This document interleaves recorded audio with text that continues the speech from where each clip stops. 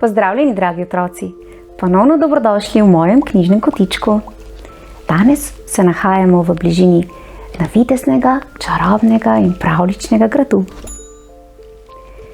Pravljico o deklici z dolgimi lasmi, ki jo je zlobna čarovnica zaprla v stolp, zagotovo že poznate, kaj ne? Pa najbrž tudi veste, da se je na koncu vse dobro izteklo. Ampak kaj vse se je zgodilo vmes? Predlagam, da se udobno namestimo in prisluhnemo pravljici bratov Grimm z naslovom Motovilka. Mož in žena sta si že dolgo zastonj želela otroka. In ko sta čakala, da pride otrok na svet, je žena pogosto sedela pri oknu v svoji hišici in gledala na prelep vrt. Ta vrt pa je bil v lasti strašne čarovnice. Nekega dne zagleda žena gredico sočnega motovilca, ki si ga neznansko zaželi. Če ne dobim motovilca, je rekla možu, bom umrla. In čeprav je bilo moža hudo strah, je ponoči le smuknil na vrt in nabral košarico motovilca. Ženi je takoj odleglo, ko si ga je pripravila, a prihodnji dan si ga je še bolj zaželela. In tako je mož ponoči smuknil še enkrat na vrt. A komaj je prišel tja, je že zagledal pred seboj togotno čarovnico. To si boš dobro zapomnil, je zakričala. Mož pa je zaječal in ji povedal, kaj si je zaželela njegova žena, ki pričakuje otroka. Takrat se je čarovnica pomirila in rekla: Če je to res, si lahko nabereš motovilca, kolikor hočeš.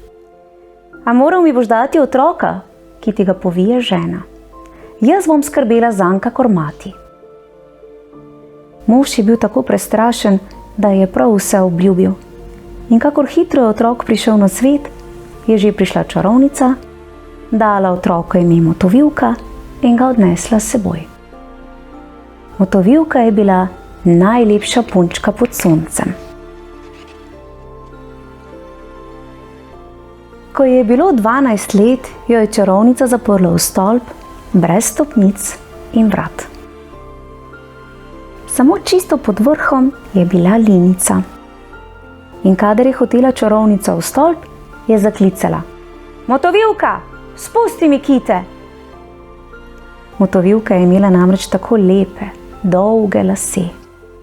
Večinoma pa je bila Motovilka sama. Čas si je preganjala s tem, da je sladko prepevala vse mogoče pesmi. Čez nekaj let pa je kraljev sin prihajal skozi gozd in zaslišal petje. Hotel je videti deklico s tako lepim glasom, a ni mogel odkriti nobenih vrat v stolpu. Postavil se je za drevo in kar kmalu je zaslišal čarovnico, ko je zakričala: Motovilka, spusti mi kite! In tako je vedel, kako je mogoče priti v stolp. Ko je čarovnica odšla, je še sam zaklical: Motovilka, spusti mi kite! In že so priletele kite k tlom in kraljevič je splezal po njih v stolp. Motovilka se je najprej grozno ustrašila. Ko pa je kraljevič ljubeznivo spregovoril z njo, jo je strah minil. In ko je vprašal, ali ga mara za moža, ga ni odbila. Ker pa ni vedela, kako naj pride iz stolpa, je rekla: Vselej, kadar boš prišel, mi prinesi kos svilene vrvi. Iz njih bom spletla lestev. A hudobna čarovnica je zalotila lepega kraljeviča. Tako jo je pogrelo, da je pograbila Motovilkine kite in jih odstrigla.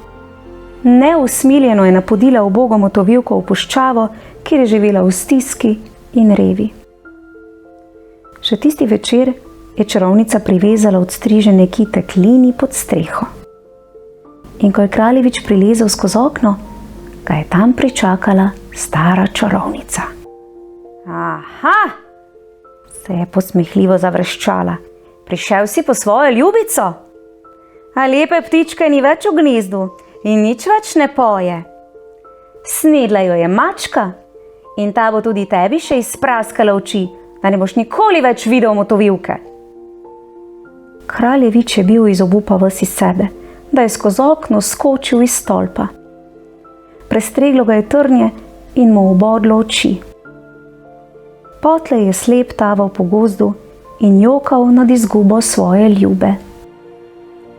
In ko je tako ves nesrečen blodil, je nazadnje zabredel v puščavo, kjer je borno živela motovilka. Komaj ga je spoznala, mu je že planila okoli vratu in zajokala. In dvoje njenih solz mu je kanilo v oči in mu jih tako zjasnilo, da je spet lahko gledal kakor prej. Odpeljal je princ motovilko v svoje kraljestvo, kjer so ga z navdušenjem sprejeli. Tam sta potem še dolgo srečno in zadovoljno živela.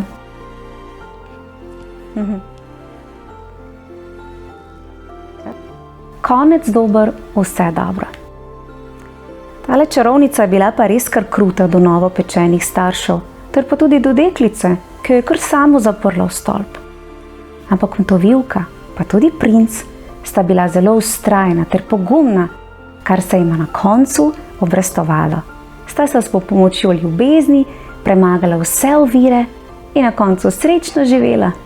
In morda živita še danes. Pobrskajte še med ostalimi pravljicami, ki v mojem knjižnem kotičku čakajo nove nadobudne poslušalce. Lepo se imejte, otroci, in se kmalu spet vidimo. Čau, čau!